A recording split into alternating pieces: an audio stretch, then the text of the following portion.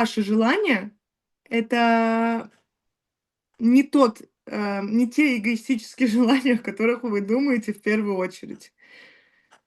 То есть, желание, чтоб сейчас все меня оставили и валяться дома одной — это желание на самом деле отдохнуть, вы задолбались. Это не желание на самом деле жить в одиночестве. Это желание перезагрузки и отдыха. Желание путешествовать бесконечно, много — это желание убежать от той реальности, которая есть, и надо посмотреть, от чего вы там бежите. Желание позволить себе любой продукт, любое блюдо в кафе — это желание закрыть дыру и дефицит. Желание купить одежду также, закрыть дефицит, и надо смотреть какой.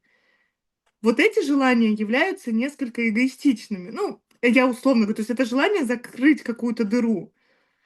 А вот эти вот, если мы говорим о предназначении, о реализации, эти желания будут несколько другими. Я на сегодня, например, провела сессию с утра. Боже, ну вот лучшего счастья вообще не может быть. Ну, Вселенная, что еще возможно. Но это какое-то вот колоссальное удовольствие. И вот вы знаете, вот всегда как в первый раз.